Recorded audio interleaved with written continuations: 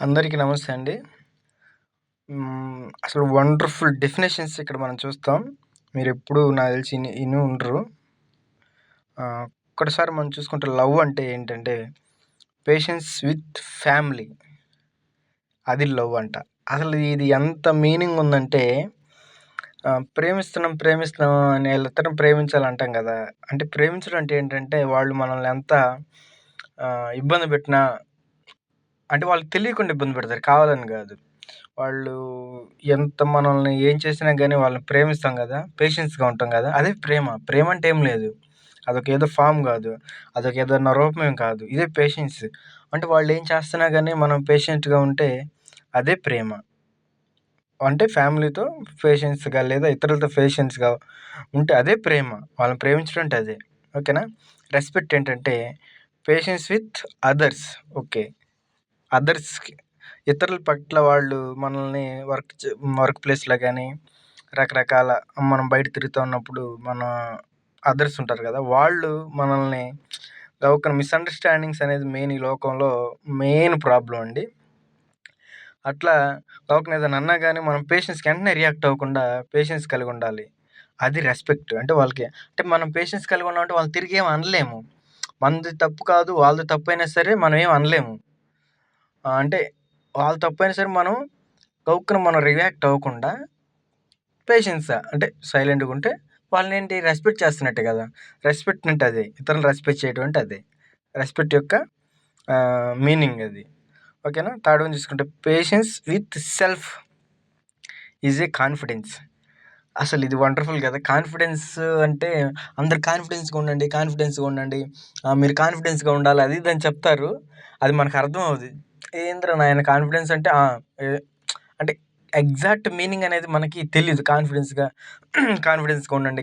అంటారు గానీ exact meaning అనేది మనకి తెలీదు. సో, ఈ కాన్ఫిడెన్స్‌గా ఉండటం అంటే ఏంటంటే పేషెన్స్ విత్ సెల్ఫ్. అంటే మనం ఎన్నో ప్రయత్నాలు చేస్తున్నాం సెల్ఫ్‌గా.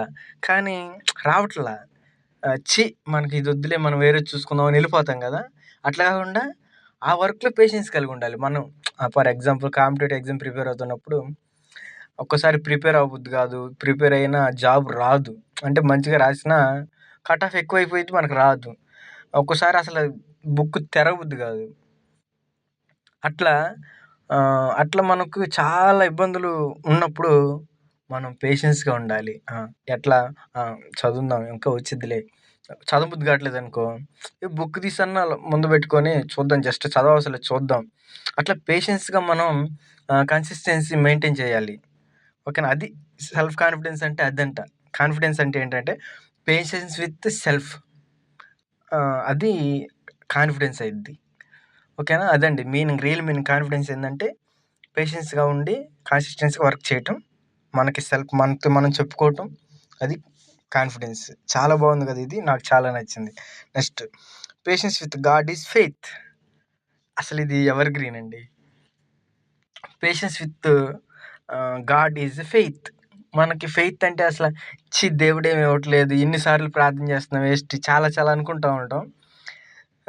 అసలది దేవుడి యొద్ద మనం ఇస్తాడులే దేవుడు ఇస్తాడులే మంచి దేవుడులే అని పేషెన్సీ కలిగి ఉండాలి మనం దేవుని యెడల. అదే ఫెయిత్. అదే కదా! ఫెయిత్ అంటే ఏంటి? ఏం ఫాము? ఇదే patience with God is a faith. దేవుడిస్తాడు. తప్పు జరిగింది లేదా మనకి అన్యాయం జరిగింది.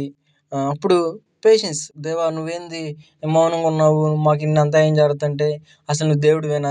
నిన్ను నమ్ముకొని మేము వేరే వెళ్ళిపోతాము. వేరే విగ్రహాలను నమ్మేసుకుంటాము అని వెళ్ళిపోతా ఉంటారు. పేషెన్స్ లేకపోవటమే కదా అది. ఓకేనా? అట్లా కాకుండా దేవుడు పేషెన్స్ ఉండి మనకి దేవుడున్నాడు. అట్లా మనం చేసినప్పుడు దట్ ఈస్ ద ఫెయిత్. ఓకేనండి. ఈ వర్డ్స్ మీకు నచ్చింది అనుకుంటున్నాను.